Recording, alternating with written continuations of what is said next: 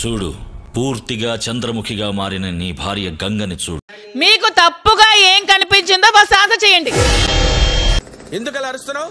ఊరకొక్క ఏమైనా కలిసిందా? ముందు answer second క్వశ్చన్కి వెళ్ళలేదు. నేను ఇక్కడ ఆపేస్తాను ఇంటర్వ్యూ. క్లారిటీతో క్వశ్చన్ రాసుకొని రేపు రా ఇంటర్వ్యూకి.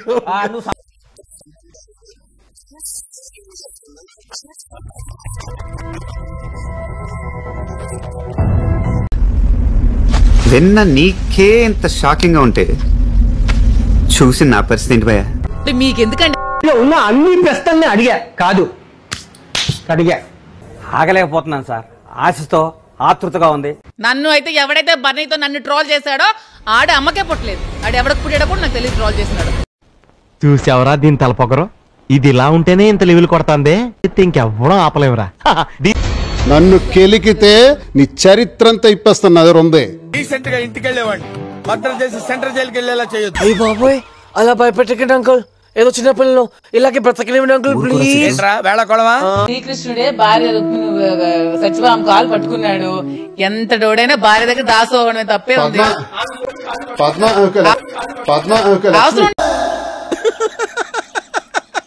వేసేసాడు, బాగా వేసేసాడు.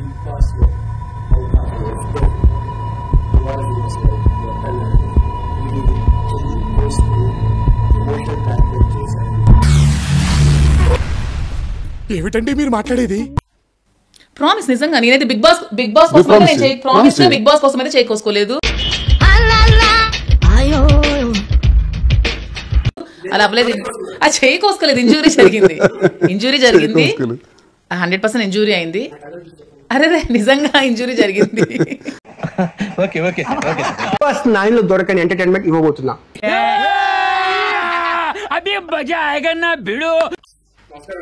నమస్కారం జాఫర్ గారు, బాగున్నారా? ఇప్పుడు అలాగే ఉంటుందా?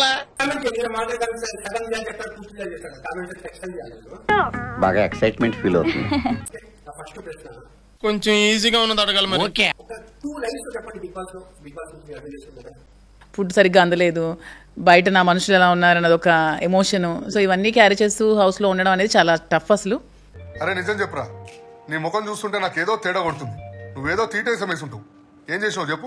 అసలు నేనేం అర్థం చేసుకుని ఏం అనలేదు. నేను బిగ్ బాస్ ఇంతవరకు ఏ సీజన్ కూడా చూడలేదు. ఫస్ట్ టైం ఇక్కడికి వెళ్ళాక ఆవిడ ఆవేదన, ఆక్రోశం, ఆగ్రహం అవన్నీ చూసి ఆడియన్స్ ఇక్కడ పంపించేశారు.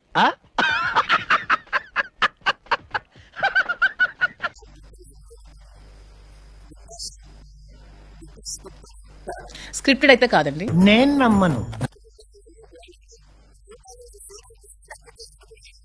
100% ఫేక్.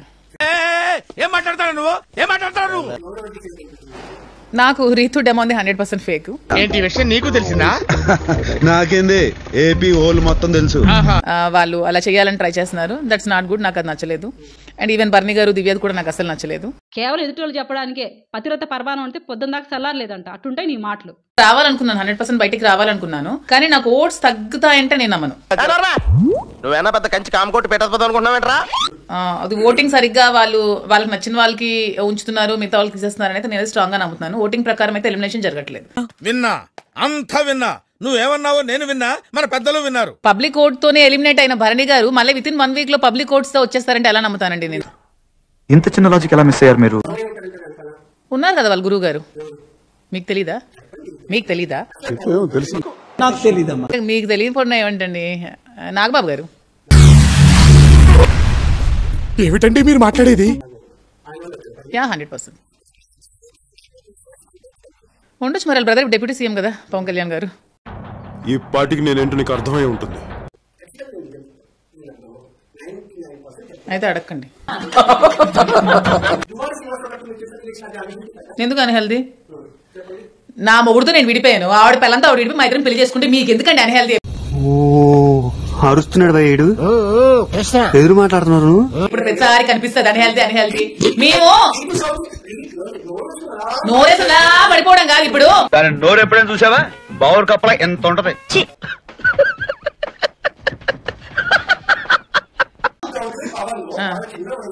గొప్ప రీతు చిన్నపిల్ల.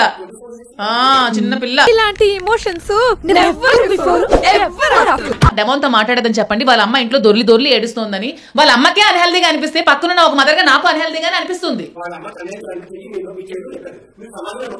నాకెళ్ళి చెప్పమన్నారు అక్కడ. ఏంట్రా సావు కబురు సార్లుగా చెప్పినట్టు అట్ట చెప్తావు. పిల్ల నేనే ఇంత ఫీల్ అయిపోతుంటే ఇక ఆ పిల్ల ఫ్యామిలీ ఎంత ఫీల్ అవుతారా?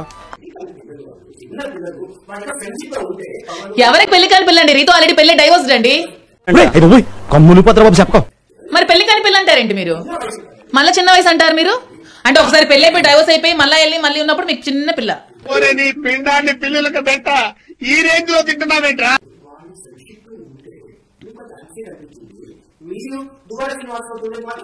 అవును. ఏంటిది మాకేంటిది అంటున్నా? ఒక మాట, మాధురి ఏంటో నాకు తెలుసు, నేనేంటో మాధురికి తెలుసు. చూడటం కాదండి, మీరు చెయ్యాలంతే. మీరు ట్రై చేస్తారన్నారంటే అది ఓకే అయిపోయిన